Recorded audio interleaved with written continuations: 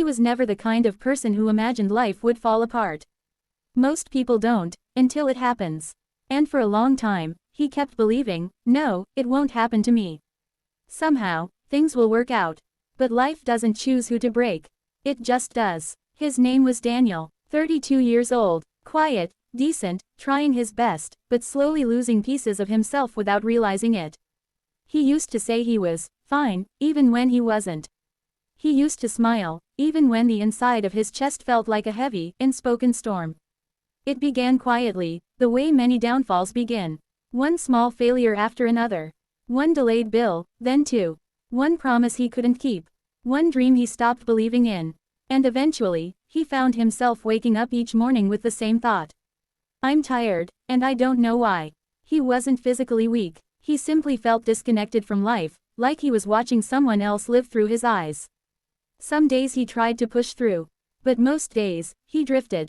He lost his job first. A company restructuring. Nothing personal, they said.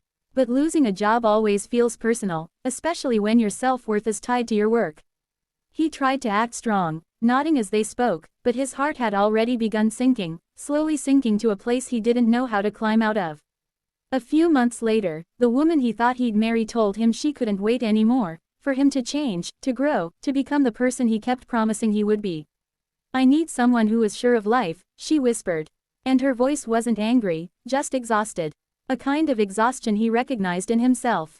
She walked away, and Daniel stood still. A quiet moment, but inside, something cracked. He didn't fight for the relationship. Because he didn't know how to fight anymore. For the first time, he realized that he had been drifting for years. And now he had drifted so far from shore that the land behind him was only a faint memory.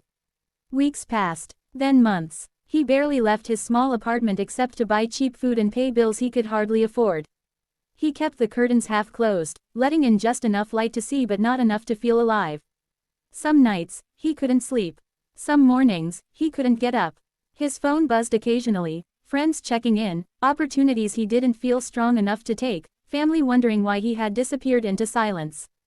He always answered with the same word, I'm okay. But okay was a lie. He felt like a man made of dust, fragile, fading, shapeless.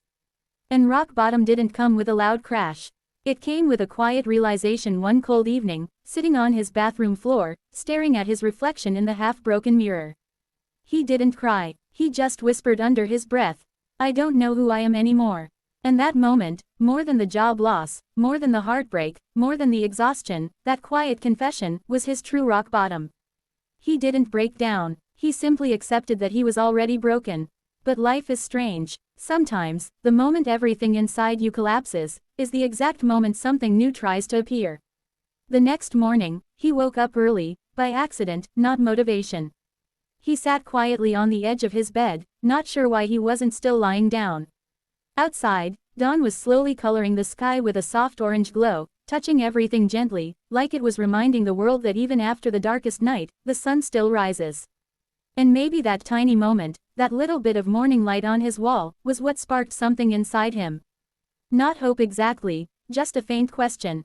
What if I try again? He didn't have a plan. He didn't feel strong. He didn't expect miracles. But he stood up. He made his bed, something he hadn't done in months. He opened the windows and let the cold morning air into the apartment. He washed his face and whispered to himself. Small steps, just small steps. That phrase became the beginning of everything. He didn't try to fix his whole life. He just tried to do one thing slightly better each day. A short walk outside, 10 push-ups, one chapter of a book, sending 2 job applications instead of 10, cleaning one corner of his apartment instead of the entire room. Tiny improvements, small, almost invisible progress. But progress nonetheless. At first, nothing changed. He still felt heavy, tired, unsure. But after a few days, something softened inside him, like a door opening just a little. He started setting gentle daily goals. Nothing crazy, nothing overwhelming. Just enough to feel alive again. He began journaling. Not fancy, not poetic, just honest. I'm scared. I feel lost. I want to become better, but I don't know how. Writing things down made them feel real, and strangely, being honest with himself felt like breathing fresh air for the first time in years. He stopped hiding from his emotions. Stopped pretending everything was fine. And little by little, he realized something shocking. He wasn't weak, he was simply wounded, and wounds don't heal overnight. Some days were good, some days were heavy. Growth rarely moves in a straight line. One morning, after weeks of tiny improvements, he put on his old running shoes. They were dusty, worn out, but still usable. He stepped outside and told himself, just run for 1 minute. 1 minute turned to 2. 2 turned to 5. His lungs burned, his legs shook. But when he stopped, something in him felt awake, truly awake, for the first time in forever. These little victories became his building blocks. He didn't seek perfection, he sought consistency. He applied for more jobs, not desperately this time, just steadily. He reconnected with a friend, not all at once, just a simple message. He started cooking again, not fancy meals, just enough to nourish himself. Life didn't magically become easier, but he began standing taller within it. Slowly, his confidence returned, not as a loud roar, but as a gentle, persistent whisper. You're trying. Keep going. One afternoon, while walking in the city, he passed by a small community center with a poster outside. Free workshop. Rebuilding your life through mindset and small habits. Normally, he would have walked past. But that day, something pulled him in. Inside, a group of strangers sat in a circle. They were everyday people, tired, bruised by life, but trying. And hearing their stories, he realized he wasn't alone. He wasn't the only one who had fallen. He wasn't the only one silently fighting battles no one else could see. For the first time in a long time, he felt connected. He returned the following week. Then again, and again, week after week, he listened, learned, and slowly began to speak up. He shared his fears, his regret, his confusion. And instead of judgment, he was met with understanding. That group became his quiet source of strength. Not because they fixed anything for him, but because they reminded him that healing is a journey. A slow, imperfect, human journey. One day, during a session, the moderator said something that struck him deeply. Life doesn't get better when you suddenly become stronger. It gets better when you decide not to give up, even when you feel weak. He carried those words with him. They became his anchor. A few months later, he landed a part-time job. Not his dream job, not a glamorous job, but a start. He showed up early, worked with care, and treated every small task like it mattered. And people noticed, not immediately, but eventually. Kindness, consistency, and effort always shine through. His finances stabilized, he paid off some debts.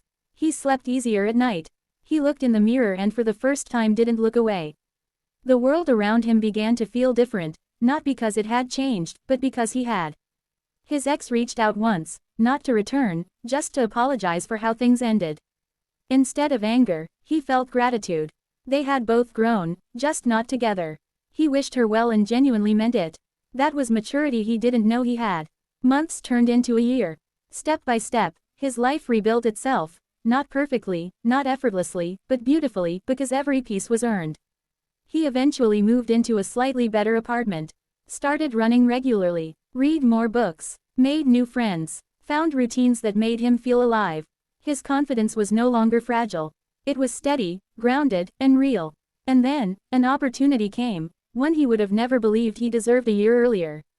A better job, stable salary, supportive team. When he got the acceptance email, he didn't shout or cry. He simply sat quietly, smiling, knowing how far he had come. He remembered the bathroom floor, the cracked mirror, the whisper, "I don't know who I am anymore." Now he knew, he wasn't the broken man he once feared. He wasn't a failure, he wasn't lost. He was someone who fought quietly, patiently, gently. Someone who didn't give up even when he had every reason to. Someone who rose, not suddenly, but slowly, and therefore, permanently. He learned something powerful. Rock bottom isn't the end. It's the place where you learn how strong you can become. His life wasn't perfect, and he didn't expect it to be. But now, he woke up each morning with a soft, peaceful thought. I can handle today, and that's enough. And with that mindset, day by day, he created a life he was proud of. A life built not on avoiding pain, but on growing through it. In the end, he learned the most important truth of all. Strength isn't loud, strength isn't fearless, strength is choosing to begin again, even when you're scared. And that is exactly what he did. He began again, and this time, he never stopped.